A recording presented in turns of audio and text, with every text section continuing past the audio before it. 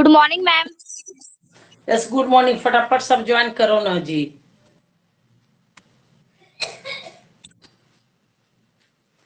ये chapter डिजुलेशन of partnership 12 में पढ़ चुके हो, लेकिन इतना दिन हो गया भूल गए होगे, रिमाइंड करवा देते हैं। और इसके बाद क्या है कि डिजुलेशन ऑफ पार्टनरशिप से रिलेटेड आपको 3 चैप्टर है, यानी ये बेसिक पार्टनर डिजुलेशन ऑफ पार्टनरशिप 1, फिर 2 पढ़ना होगा, फिर 3 पढ़ना होगा। तो जब तक 1 का कंसेप्ट अच्छा नहीं रहेगा तब तक 2 और 3 आपका क्लियर नहीं होगा। तो जरूरी है, बहुत जरूरी है कि पार्टनरशिप डिजुलेशन ऑफ पार्टनरशिप चैप्टर 1 को अच्छी तरह से जान लीजिए। डिजुलेशन ऑफ पार्टनरशिप होता क्या है? ये होता ये है कि पार्टनरशिप का मतलब क्या होता है, पहले ये हम समझें। पार्टनरशिप क्या है कि कम से कम 2 मेंबर होने चाहिए, मैक्सिमम 50 या उससे भी मोर। अब नया एक्ट आया है कि कम से कम 2 व्यक्ति अगर कोई लीगल बिजनेस करने के लिए आपसी संबंध बनाते हैं, प्रॉफिट लॉस को अकॉर्डिंग टू एग्रीमेंट्स रेशियो में बांटते हैं, तो उसको पार्टनरशिप कहते हैं। और एक वर्ड मिलेगा पार्टनरशिप डीड, यानी डीड और पार्टनरशिप लाइटली एक ही है। डीड का मतलब ये होता है टर्म्स और कंडीशन। जो पार्टनर लोग बिजनेस करेंगे, मान लो ए और बी बिजनेस कर रहे हैं, तो इनके बीच जो टर्म्स कंडीशन होंगे, कौन कितना परसेंट इंटरेस्ट ऑन कैपिटल देगा। एक सेकेंड,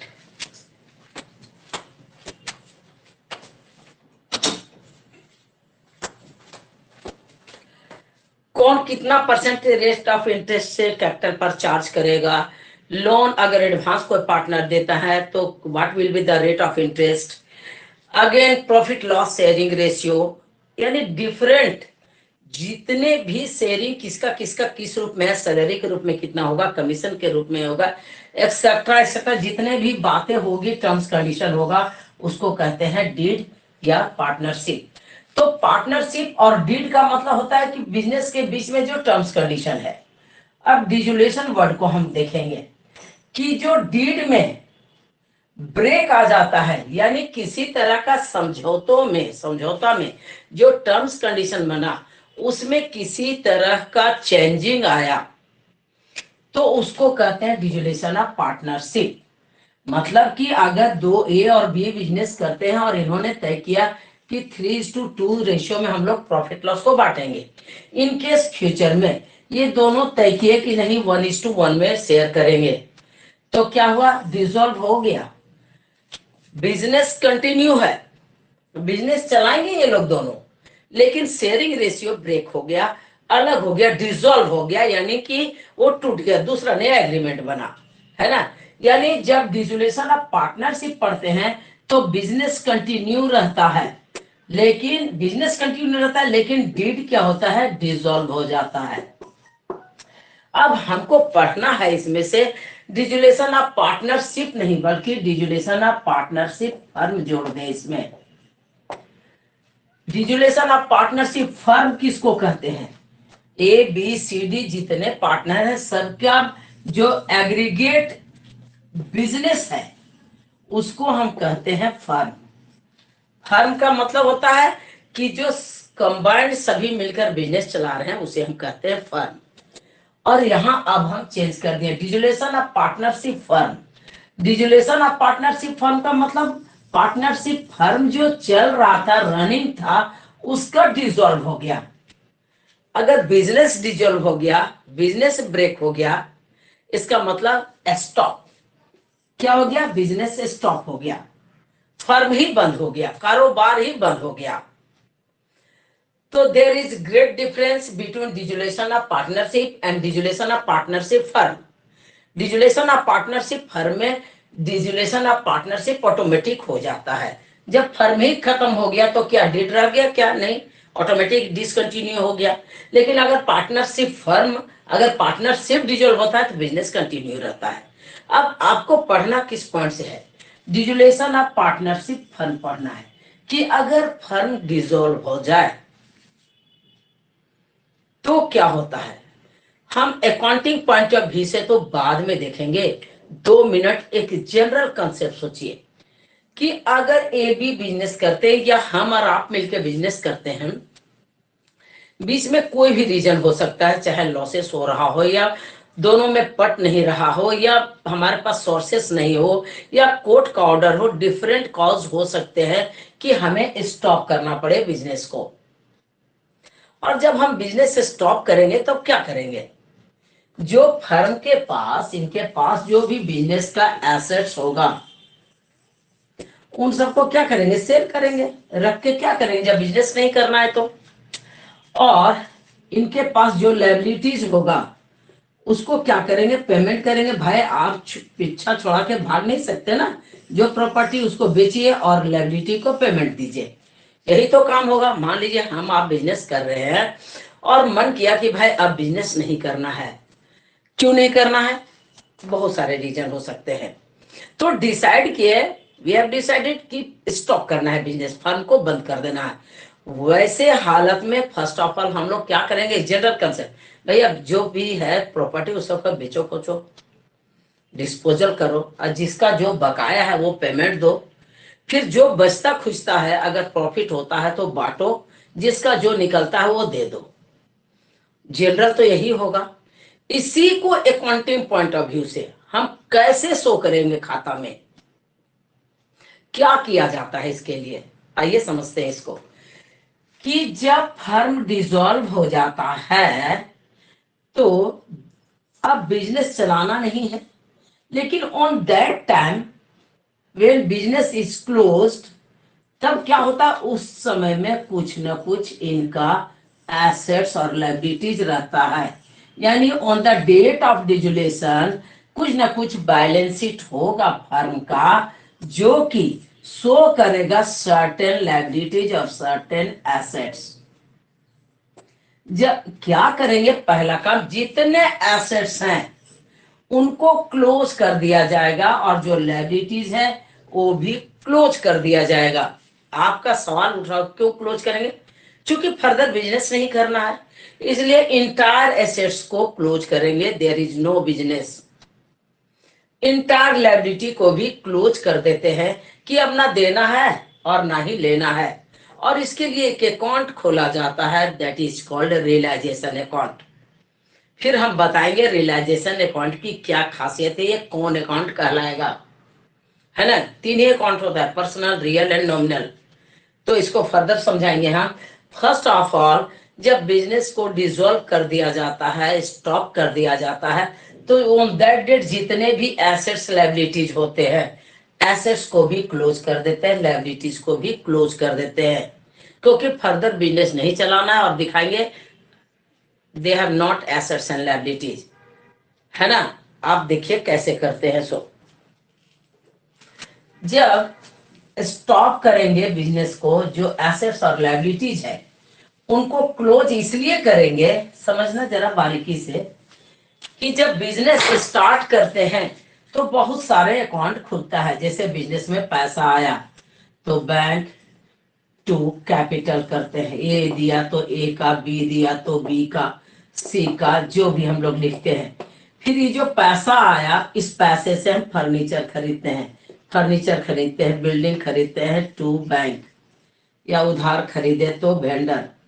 तो इस तरह से जर्नल के जरिए कई अकाउंट ओपन होता है, सबका सेपरेट लेजर खोलेंगे, बैंक अकाउंट खोलेंगे, कैपिटल अकाउंट खोलेंगे, फर्नीचर अकाउंट खोलेंगे, बिल्डिंग अकाउंट खोलेंगे, इंडिविजुअल कई लेजर खुलेगा, क्योंकि बिजनेस से स्टार्ट करना, सेपरेट सबका बैलेंस शो करना है।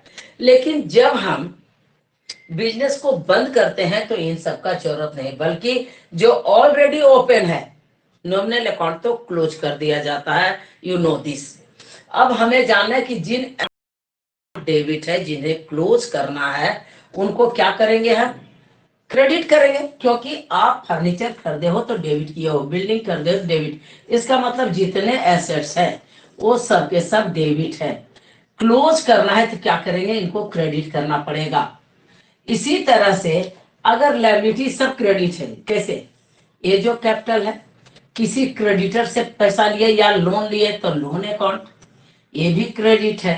ये क्लोज करने के लिए, ये वाला को क्लोज करने के लिए क्या करना पड़ेगा? डेबिट करना पड़ेगा। इसको क्लोज करने के लिए क्या करना पड़ेगा? क्रेडिट करना पड़ेगा। तो फर्स्ट ऑफ ऑल बिजनेस नहीं रखना है, जितने हमारे पास खाता वही सबको it should be closed. Close करने के लिए जितने एसेट्स हैं डेबिट बैलेंस होता है, क्रेडिट करेंगे। जितने लायबिलिटीज हैं उनको हम क्रेडिट होता है उनको डेबिट करके क्लोज करेंगे। और इसके लिए एक यहाँ नया अकाउंट खुलेगा, that is called realization account, Hindi में वसूली खाता। वसूली खाते को ओपन किया जाता है for closing books of accounts, खाता बही बंद करने के लिए। तो एंट्री क्या होगी अब यहां से अच्छा से समझना, क्योंकि रिलेशन हम लॉजिक से बताएंगे ताकि आपका ऑनर्स पेपर में एक दो ट्विस्ट कुछ थोड़ा सा ऐसा डाल देता है जिससे आप कंसेप्ट। एक सेकंड,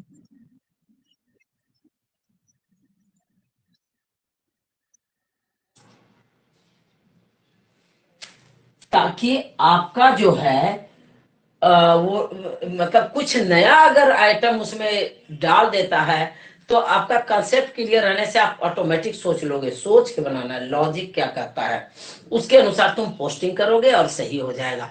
इसलिए जो भी हम समझाएंगे यहाँ लॉजिक के साथ समझाएंगे। तो सभी लड़कियां यहाँ समझो,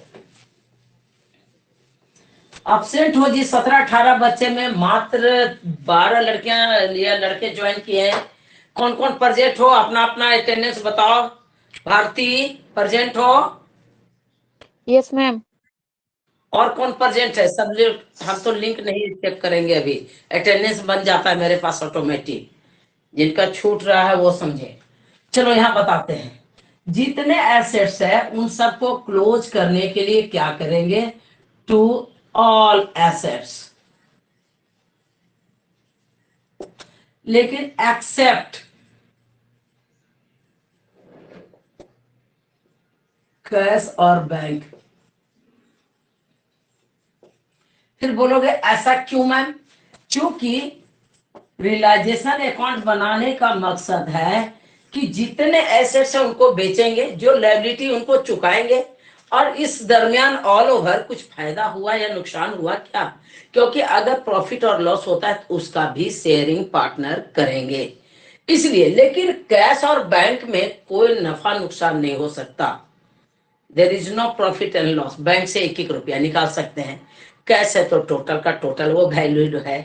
तो इसलिए कैश और बैंक को छोड़ देंगे, बाकी इंटायर को हम क्या करेंगे, क्लोज कर देंगे। ऑल एसेट्स, यहाँ जितना भी ऑल एसेट्स मतलब लैंड बिल्डिंग हो, प्लांट मशीनरी हो, स्टॉक हो, डेटर हो, प्लांट अकाउंट जो भी हो, इन सब का वैल्यू जो बुक वैल्यू है, ये बुक वैल्यू इससे यहाँ राइट ऑफ करेंगे। ये क्लोज करने के लिए क्रेडिट किए और डेबिट क्या करेंगे, एक अकाउंट खोला जाता है रियलाइजेशन अकाउंट, जो ऑटोमेटिकली आगे जाके क्लोज हो जाएगा जब प्रॉफिट लॉस निकालेंगे तब।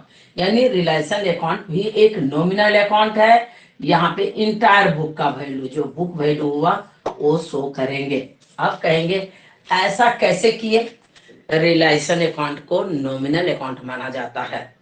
जब बिजनेस बंद हो रहा है तो सभी एसेट्स का वैल्यू को जीरो माना जाता है, और ये जो जितना बुक वैल्यू है जीरो मानते हुए लॉस मानते हैं, इसलिए रिलेशन अकाउंट को लॉस पॉइंट ऑफ व्यू से नॉमिनल अकाउंट के अनुसार डेबिट करते हैं और सारे एसेट्स को क्रेडिट करते हैं। वंस अगेन एक बार रिपीट करते हैं, यहाँ जब फर्म बंद होता है तो एक अकाउंट खोला जाता है रियलाइजेशन अकाउंट। रियलाइजेशन अकाउंट एक नॉमिनल अकाउंट की तरह ट्रीट किया जाता है या नॉमिनल अकाउंट ही है, जिसके अनुसार जब बिजनेस बंद हो जाता है तो सब एसेट्स का जीरो वैल्यू लगाया जाता है। वास्तव में आप सोच लीजिए, बिल्डिंग अगर या स्टॉक में 10,000 का माल है तो हम लोग बोलते हैं भाई 2,000 भी मिल जाए तो ठीक है, मरल घोड़ा नाल नफा।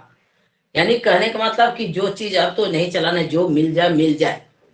इसलिए इंटायर एसेट्स को जीरो वैल्यू मानते हुए लॉस माना जाता है। सबका डेबिट बैलेंस है, क्रेडिट कर दिए, और लॉस मानते हुए रिलेशन अकाउंट में सारा का वैल्यू जोड़ देंगे।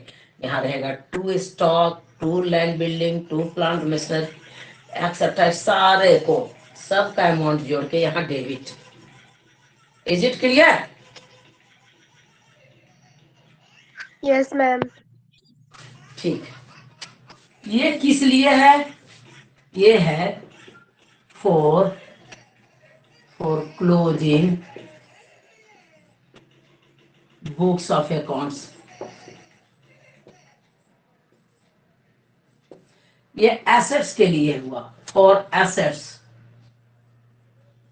इसी तरह से लायबिलिटी साइड भी, ये जो लायबिलिटी साइड है इस सभी बंद करेंगे, जैसे कि लोन हो, जैसे कि क्रेडिटर्स है, जिस तरह की आउटस्टैंडिंग एक्सपेंस एक्सेट्रा एक्सेट्रा, ये सब के सब क्रेडिट बैलेंस है। क्या करेंगे? सारे लायबिलिटीज को डेबिट करेंगे। Yes ma'am. क्रेडिट है ना, अभी जर्नल एंट्री के जरिए समझा दिए थे। और बात Yes, भी ma'am. सही, जब सारा लायबिलिटीज को हम क्रेडिट मान रहे हैं कि जीरो वैल्यू, इसका कुछ भी वैल्यू नहीं है, तो यह हमारा मतलब पेमेंट देने से जान बच गई, यानी प्रॉफिट मानेंगे। इसीलिए प्रॉफिट होने पर रिलायसन अकाउंट को क्रेडिट कर रहे हैं। नॉमिनल अकाउंट कहता है अब देना नहीं पड़ेगा।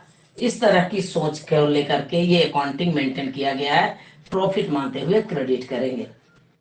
कोई प्रॉब्लम है? इधर से कैपिटल, और अगर ऑनरशिप कोई लायबिलिटी है, रिजर्व है, फंड है, प्रॉफिट का बैलेंस है, ये सब लास्ट में हिसाब करेंगे, क्योंकि बाद में रिफंड करेंगे कितना पैसा देना है कि नहीं देना है। तो फाइनल सेटलमेंट लास्ट में करेंगे कैपिटल अकाउंट बनाकर। इसलिए लायबिलिटी साइड से ऑनरशिप लायबिलिटी को ट्रांसफर नहीं करते, सिर्फ एक्सटर्नल को करते हैं। ओके, इसका सेपरेट लेजर खोलेंगे। अब आइए, ये तो हो गया फॉर लायबिलिटीज। एक क्वेश्चन पूछता है अक्सर, what do you mean by dissolution of partnership firm and what general entries to be passed in the books of firm when firm is dissolved? तो आपको सारा एंट्री पास करना चाहिए, है ना। आइए अब समझते हैं। ये सब एसेट्स का वैल्यू तो हमने जीरो लगा के क्रेडिट कर दिया, बट समथिंग रिलायंस तो होगा, स्टॉक का 2,000 मिले, बिल्डिंग 1 करोड़ का था 85,000 मिले। इट मीन सब कुछ ना कुछ इससे वसूली होगा। जब वसूली होगा तो फर्म के बुक में पैसा आएगा कि नहीं आएगा, इसको हम फर्म मान लेते हैं ये बी का, तो इसमें पैसा आएगा कि नहीं आएगा। तो यानी सेल करने पर, सेल ऑफ एसेट्स, क्या एंट्री होगी? जब पैसा आएगा तो बैंक अकाउंट को डेबिट करेंगे और रियलाइजेशन को क्रेडिट। अब आपका फिर लॉजिक, क्यों रिलेशन को क्रेडिट किए मैम? आप बिल्डिंग बेचे तो बिल्डिंग गया, प्लांट गया, स्टॉक गया। आप क्यों नहीं कर रहे to plant to stock to building? नहीं करेंगे, क्योंकि already has been close of these accounts. जब हम क्रेडिट करके बंद कर ही दिए कि देयर इज नो एसेट्स, तो अगेन हम कैसे कर सकते हैं कि जा रहा है बिल्डिंग प्लांट? नहीं, जो भी बिका that is profit for the firm. जो भी बिका, जितना में बिका, क्योंकि हम क्या मान चुके थे, अब मेरे पास कोई एसेट्स नहीं है, सो समथिंग जो भी रियलाइज हो that will be treated as a income. इसलिए बैंक अकाउंट को डेबिट करेंगे। पैसा आ रहा है, पाने वाला बैंक है, पर्सनल अकाउंट मानते हुए डेबिट, और it will be profit. Profit जो मिल गया, अभी हम एक कहावत भी बोले थे कि मरल को जो भी मिल गया, फर्म डूब चुका है, that is treated as profit. So nominal account को क्रेडिट करेंगे। Is it clear? क्लियर है logic? Yes, ma'am. Yes, ma'am. Very good.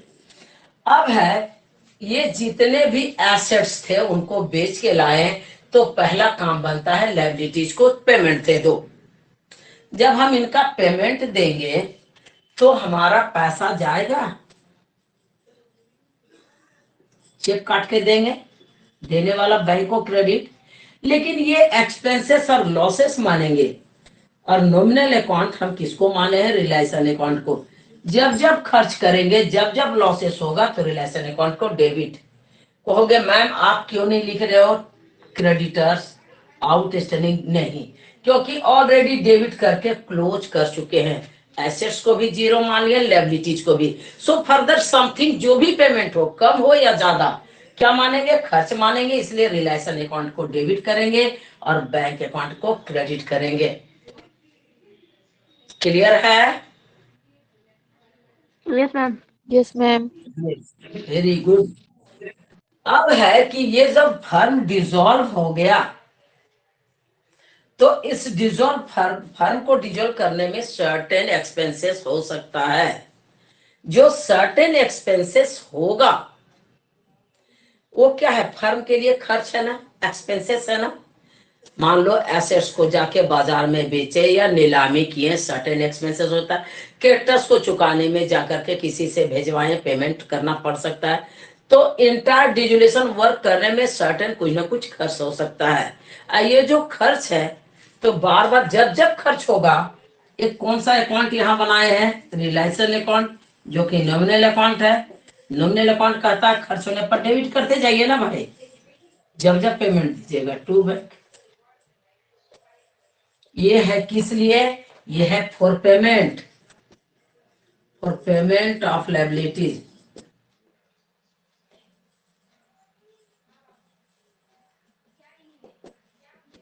और ये है फॉर एक्सपेंसेस। अब आगे पूरे डिटेल बताएंगे। अब आगे है कि अगर मान लेते हैं जितने भी एसेट्स हैं, उन एसेट्स में से हो सकता है कोई पार्टनर एग्री हो जाए कि लैंड बिल्डिंग मैं ही खरीद लेता हूं, काहे को बाजार में बेचोगे। तो भाई यू नो बिजनेस और बिजनेसमैन हैव सेपरेट एंटिटी। आपको पता है कि बिजनेस और बिजनेसमैन, ये बिजनेस है और ये है और बी है, तो ये दोनों अलग अलग एग्जिस्टेंस रखते हैं। इसीलिए तो बिजनेस और बिजनेसमैन अलग अलग एंटिटी होता है, अलग अलग एग्जिस्टेंट होता है। जब ये लेगा फर्म से पाने वाले को डेबिट, क्योंकि personal account says debit the receiver and credit the giver. So अगर ये लेता है तो एस अकाउंट को डेबिट, एस कैपिटल अकाउंट को डेबिट, क्योंकि ये पार्टनर है इसलिए कैपिटल वर्ड तो लिखना ही होगा। As capital account debit to realization, अगर वो बाजार में बेचे तो आएगा बैंक, और अगर पार्टनर लिया तो पार्टनर्स कैपिटल अकाउंट। ये भी प्रॉफिट है, चाहे बाजार में बेचे चाहे पार्टनर के पास, क्या करेंगे? एस का कैपिटल। तो एक सिचुएशन यहाँ राइज हो रहा है, in case assets is taken over by partner, any partner, कोई भी पार्टनर अगर इन किस कोई भी एसेट्स को अगर वो टेक ओवर करता है, ले लेता है, स्टॉक हम ही को दे दो भाई, हम फर्दर बिजनेस चलाएंगे, तब क्या होगा? तब हम आगे बढ़ते हैं।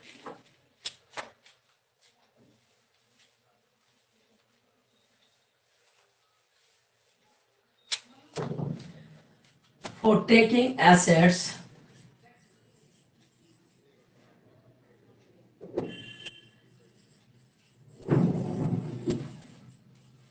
by partner, क्या होगा? पार्टनर्स कैपिटल अकाउंट, जो पार्टनर लिया पार्टनर्स कैपिटल अकाउंट को डेबिट करेंगे टू रियलाइजेशन। फायदा तो हुआ ना भाई, आखिर फर्म मैम को बोर्ड फायदा में होगा। दिख रहा है। ये नहीं दिख रहा है? नो मैम, अब ठीक है। ठीक।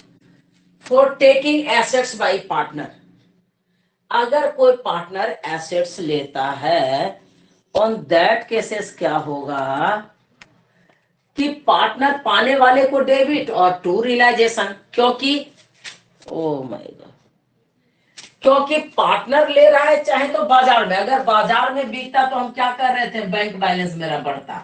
पार्टनर ले रहा है, पाने वाले को डेबिट करके इसका कैपिटल माइनस हो गया, और ये फायदा ही है चाहे पार्टनर को बेचे चाहे किसी और को, क्योंकि पार्टनर और पार्टनरशिप फर्म सेपरेट होता है, अलग अलग व्यक्ति के रूप में माना जाता है, अलग अलग एग्जिस्टेंस है इन लोग का।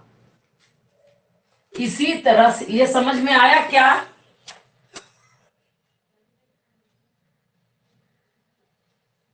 हाँ नहीं में जवाब दो। हेलो, मैम और एक बार रिपीट कर दीजिए।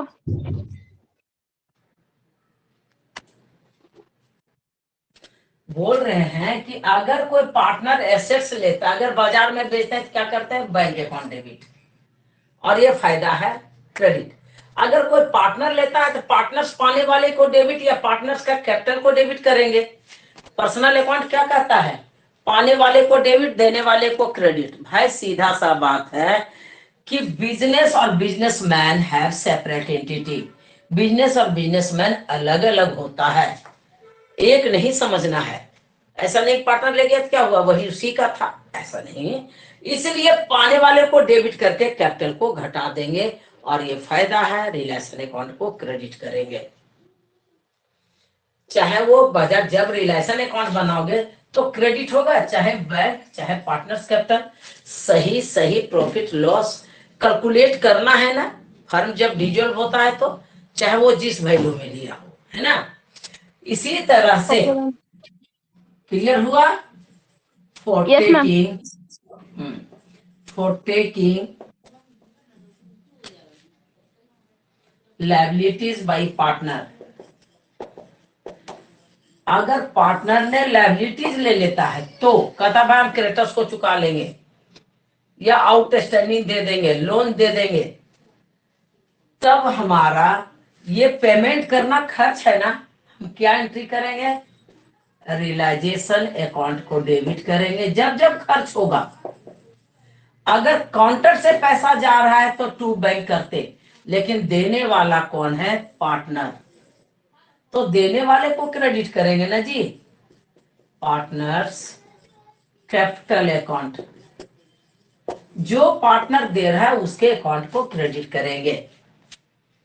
क्लियर है। उनका कैपिटल बढ़ गया, ये फर्म का खर्चा को पेमेंट करना किसका दायित्व है, फर्म का। इसलिए जब भी खर्च हो, लॉसेस है, एक्सपेंसेस बनेंगे और रिलेशन अकाउंट को डेबिट करेंगे एज पर नॉमिनल अकाउंट। अगर पेमेंट यहां के काउंटर से हो रहा है तो टू बैंक, ऑलरेडी लिख चुके हैं। लेकिन अगर कोई पार्टनर एग्री हो जाता है कि हम पेमेंट दे देंगे, तो वैसे हालत में देने वाले को क्रेडिट करेंगे ना, यहाँ का काउंटर से तो पैसा नहीं गया।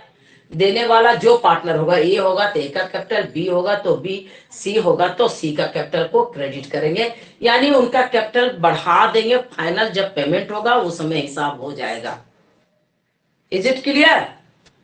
Yes, ma'am. Yes, ma'am. 12 से 9 में आ गई लड़की लोग, Yes, पता ma'am. नहीं बाद में क्लास करेगी। अब हम और भी बहुत सारा मैटर है जिसको हम क्लियर करते, लेकिन पहले हम रिलेशन अकाउंट बना लेते हैं। जो लेजर है हमारे पास उसके अनुसार पहले हम रिलेशन अकाउंट बना ले कि प्रॉफिट लॉस कैसे कैलकुलेट करेंगे, है ना। रिलेशन अकाउंट नॉमिनल अकाउंट है, पीएल अकाउंट की तरह। सारा डेबिट साइड में खर्चा लॉस आएगा, क्रेडिट साइड में इनकम आएगा। लेकिन पीएल अकाउंट हर एक साल प्रॉफिट लॉस जानने के लिए बनाया जाता है। और रिलेशन अकाउंट कब बनाया जाता है, जब फर्म डिसॉल्व होता है, जब कंपनी डिसॉल्व होती है ना। तो अब हम बनाएंगे रिलेशन अकाउंट, और रिलेशन अकाउंट में जितना एसेट्स है ये डेबिट साइड चला जाएगा। हम यहाँ क्रिएट करते हैं, यहाँ बनाते हैं भाई, ताकि आपको पूरा पूरा समझ में आए जो लेजर पोस्टिंग करेंगे। सो हम ओपन कर रहे हैं रियलाइजेशन अकाउंट, किस लिए, to know the profit and loss on realization. जब रियलाइजेशन अकाउंट बना रहे हैं तो प्रॉफिट हो रहा है कि लॉस हो रहा है, इसकी जानकारी के लिए हम रियलाइजेशन अकाउंट बना रहे हैं। जैसे कि यहां से शुरू किए थे, for closing assets and liabilities, realization on debit to all assets, तो यहां लिखेंगे लैंड बिल्डिंग।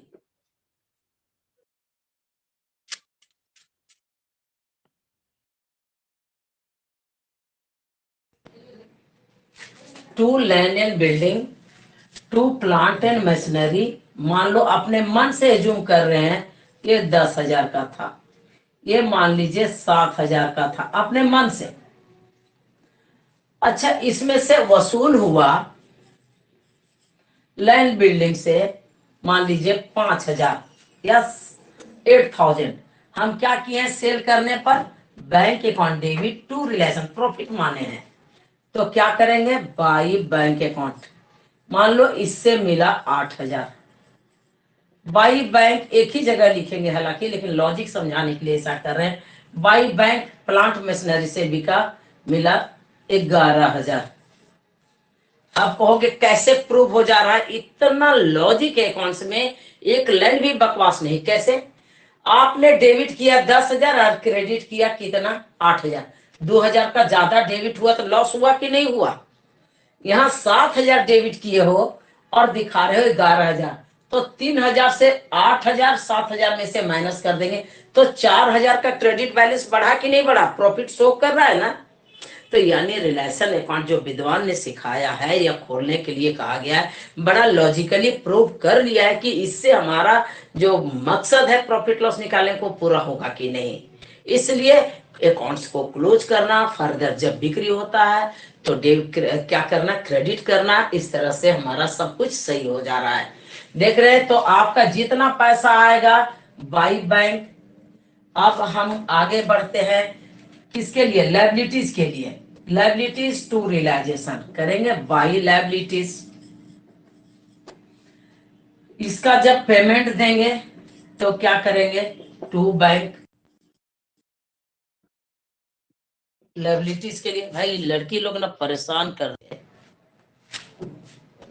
फिर इसी तरह से एक्सपेंसेस, ये है लायबिलिटीज। फिर इसी तरह से कोई एक्सपेंसेस हो रहा है तो लिखेंगे, यानी सब खर्चा देख रहे हो पीएल अकाउंट की तरह, बिल्कुल पीएल अकाउंट की तरह। पीएल अकाउंट नहीं लिखना, हम समझाने के लिए कर रहे हैं। ये सारा एक्सपेंसेस। अब कोई पार्टनर ले लिया तो रिलेशन अकाउंट के लिए करेंगे बाई पार्टनर्स कैपिटल। अगर आपका लायबिलिटीज कोई ले लिया तो पार्टनर्स कैपिटल। यानी प्रॉपर वे में सारा खर्चे को डेबिट, चाहे पार्टनर दे चाहे कुछ, इधर प्रॉपर वे में सारा क्रेडिट हो रहा है। ये डेबिट हो रहा है खर्च के रूप में, क्रेडिट हो रहा है, चाहे पार्टनर ले चाहे बाजार में बेचे। क्लियर हो रहा है या नहीं? Yes ma'am. Yes, ma'am. Very good. ये सब एंट्री को अपने कॉपी में उतार लीजिएगा। वीडियो है, वीडियो मिलता है ना तुम लोग को क्लास का बाद में भी? Yes, yes ma'am. Ma'am, but आप बोले थे ना यूट्यूब में डाल देंगे, नहीं डाले हैं। डाल देंगे, थोड़ा टाइम नहीं मिल रहा है, अभी बहुत बिजी है, इस महीने में बहुत बिजी है बेटा। अब आइए हम समझाते हैं कुछ और भी जो ऑनर्स लेवल का क्वेश्चन पूछता है। वो क्या? कुछ ऐसा भी हो सकता है, कुछ एसेट्स ऐसे हो सकते हैं जो बैलेंस शीट में रिकॉर्ड नहीं है।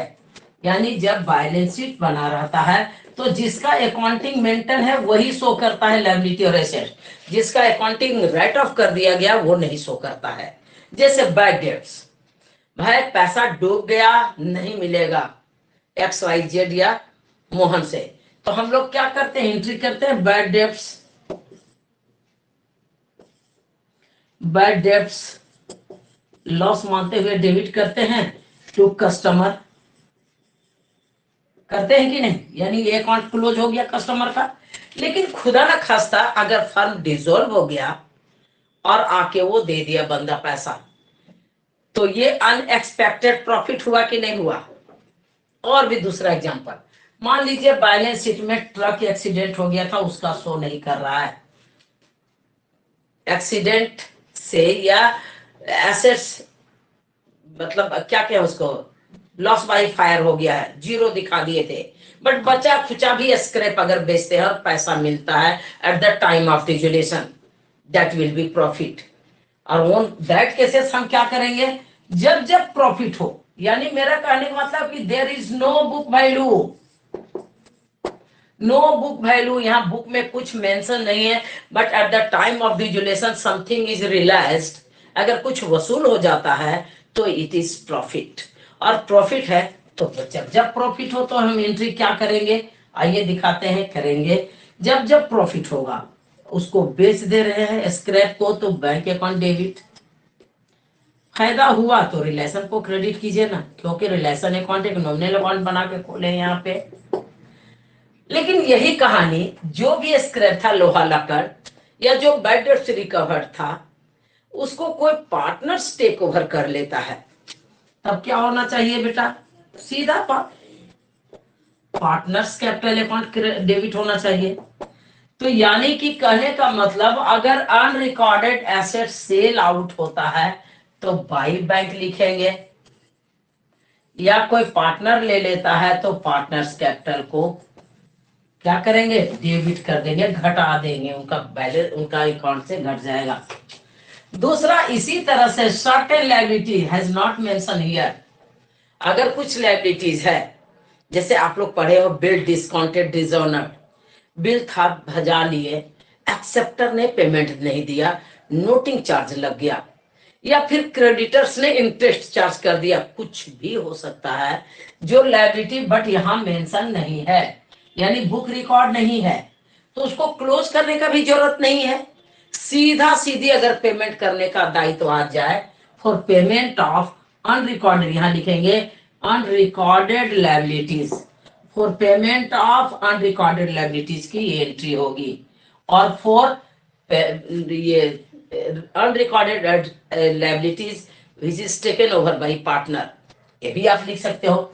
अगर पार्टनर लेता है तो ऐसा फॉर अनरिकॉर्डेड, ये तो सॉरी लायबिलिटीज नहीं, ये एसेट्स होगा, sorry for recorded of for realization of unrecorded assets, for payment of unrecorded liabilities,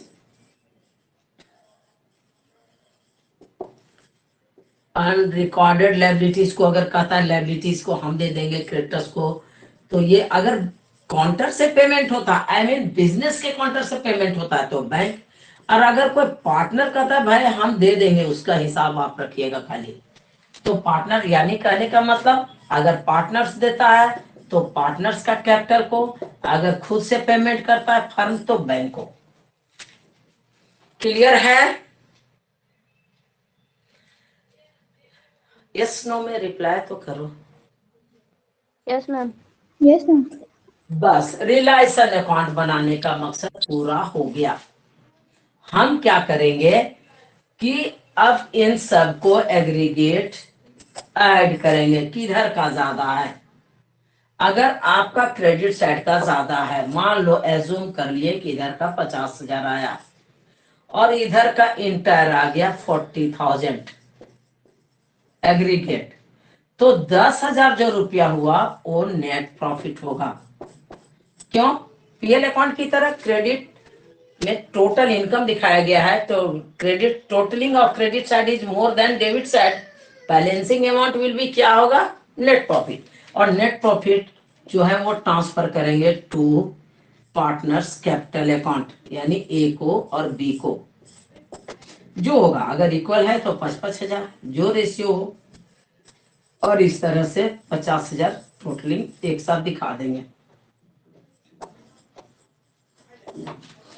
अब इसका भी एंट्री होगा, ये तो लेजर में हम फाइंड आउट किए प्रॉफिट कितना हुआ, ये लेजर से जर्नल में कन्वर्ट करेंगे, क्योंकि जब आप कैपिटल अकाउंट बनाओगे तो जो पुअर स्टूडेंट है या जिनको कंसेप्ट नहीं क्लियर है वो कहेंगे ये कहां से आया, क्यों क्रेडिट साइड गया, तो आप यहाँ इसको जर्नल में लेजर से कन्वर्ट कर रहे हैं। कैसे करेंगे? जब तक ये फिगर नहीं निकालेंगे तब तक नहीं कर सकते। क्या लेजर बनेगा?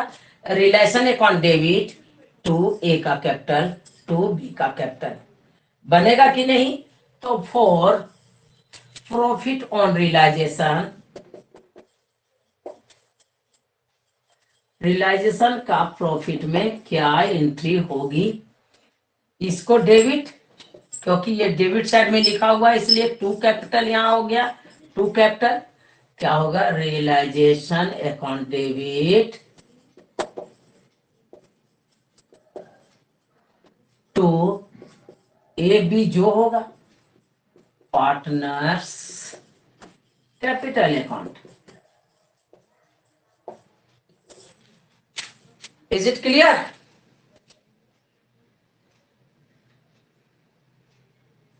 यस नो में रिप्लाई करो। ये यस मैम, बट हाँ बोलो, बट क्या, बट पूछो, फिर से रिपीट करेंगे क्योंकि बोर्ड पर सारा चीज मेंशन है। जनरल एंट्री शो करना जरूरी है मैम, जनरल एंट्री बनाना जरूरी है। अरे भाई जब पोस्टिंग करो, जब कैपिटल अकाउंट बनाओगे लास्ट में, तब आप कैपिटल अकाउंट में करोगे, बाई रिलेशन करके ए का कैपिटल में डालोगे, बी में डालोगे। तो वो सब कंसेप्ट फिर कुछ कुछ बच्चे पूछते हैं कि ये बाई रिलेशन करके क्रेडिट साइड कहां से आया, इसलिए हम ये पुट कर रहे हैं, बता रहे हैं। या फिर आपका क्वेश्चन पूछेगा कि क्या जनरल एंट्री पास करते हैं जब फर्म डिसॉल्व होता है, तो उस Okay, वक्त ma'am. में आपको बोलने के लिए होगा कि नहीं कि ये हमारा एंट्री होता है for profit. Clear? Yes, ma'am. आइए अब समझते हैं हम आगे।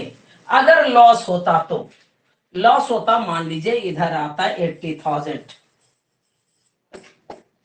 तो यहाँ 30,000 लॉस होता। क्या करते हैं, net loss transfer to capital account A और बी का। एक क्रेडिट साइड में आया ना, क्या करते हैं, ए का कैपिटल, रिलेशन अकाउंट को क्रेडिट नहीं करेंगे जी, बी का कैपिटल, ये दोनों का कैपिटल को क्या करेंगे, डीआर टू रियलाइजेशन अकाउंट। ये किसके लिए, for loss on realization. Clear है? Yes, ma'am. Yes, ma'am. बोलो किसी को डाउट है तो। No, ma'am. तो ये रहा हमारा जनरलिटी। अभी और भी मैटर बाकी है, पार्टनर्स लोन, अगर रिजर्व हो, रिजर्व फंड हो, उन सब का ट्रीटमेंट कैसे, प्रॉफिट लॉस का एक्यूमुलेटेड प्रॉफिट हो बैलेंस शीट में, उस सारे को इंटायर ट्रांसफर करेंगे कैपिटल अकाउंट में, या हो सकता है रिलेशन में भी डालें, कोई फर्क नहीं पड़ता है ना, एक ही लॉजिक है। लेकिन इतना कमांड करके रखो तो एक और बेसिक देंगे, वो कल 26 जनवरी क्लास करोगे क्या, अगर एग्री हो तो ले ही लेंगे। Yes, ma'am.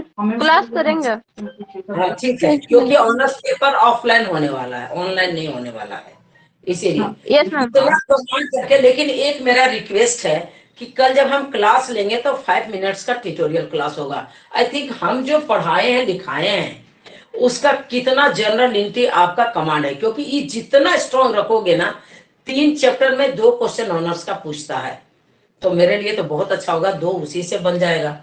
इसलिए बहुत जरूरी है कि आप इसका जनरल एंट्री कमांड करके रखिएगा, पूछेंगे एक एक जनरल एंट्री अकाउंट्स क्लोज करने के लिए, एसेट्स का क्या करते हैं, लायबिलिटीज का क्या करते हैं, पार्टनर एसेट्स को लेता है, 1 मिनट, अगर लायबिलिटीज को लेता है, अनरिकॉर्डेड एसेट्स को अगर बाजार में बेचते हैं, अगर पार्टनर लेता है, अनरिकॉर्डेड लायबिलिटीज को अगर खुद फर्म पेमेंट करता है, अगर अनरिकॉर्डेड लायबिलिटीज को पार्टनर्स लेता है, एक्सेट्रा एक्सेट्रा, जितना लिखाए हैं सबको एक बार मेरा वीडियो रिपीट भी कर लीजिएगा अगर हो तो, है ना। और इस तरह से फिर हम क्या करेंगे, आपका कमांड होगा तब का फर्दर कुछ और जनरल एंट्री है, कुछ स्पेशल जनरल एंट्री है जो ऑनर्स लेवल का है, वो डिस्कस करेंगे टुमारो, कल। परसों फिर एग्जाम है सेमेस्टर 3 का, तो देखते हैं समय मिलता है कि नहीं। आज तो 1 बजे एग्जाम है, आज हम ऑफ करते हैं अब। ओके, नहीं समझ में आया होगा पहले आप रिपीट कीजिएगा, नहीं समझ में आएगा तो फिर देखेंगे। ओके, बस इतना बता दीजिए ना हाँ बोलो। कि इंस्टॉलमेंट वाला में सिर्फ वो 3 इलस्ट्रेशन और 3 क्वेश्चन ही बनाना है, उससे ज्यादा नहीं बनाना है। आगे भी बनाना, इंस्टॉलमेंट का इंटायर क्वेश्चन बनाओ, 1-8 छोड़ देना लास्ट में 7-8, बाकी पूरा बनाना है। कोई डॉट है तो देख लेंगे कल। एक हाँ, क्लास मैम। करते हैं, 1 मिनट सुन लो। कल का इसका रिमेनिंग जनरल एंट्री एक जगह बुक में उसका लिस्ट ही बना लेना, कैसे कैसे जनरल एंट्री सिलसिलेवार ढंग से हम किए हैं। हम तो बोर्ड पर कुछ इधर ऐसे लिखे, आप उसका सीरियल वाइज स्टेटमेंट के साथ किस चीज की एंट्री है आप लिख लीजिएगा, ताकि एग्जाम के लिए भी तैयारी हो जाए और आपका कमांड भी हो जाए। और कहावत भी है, राइटिंग मेक्स परफेक्ट मैन, तो आपको लिखना चाहिए। दूसरी बात, जब ये सब जो फर्दर बचा हुआ जनरल एंट्री वो कंप्लीट कर देंगे तो आपका इंस्टॉलमेंट वाला डॉट भी मैं देख दूंगी। ओके मैम एग्जाम फरवरी में ही होगा। हाँ ठीक है। अच्छा आप जो है सो वो कंप्लीट कीजिए।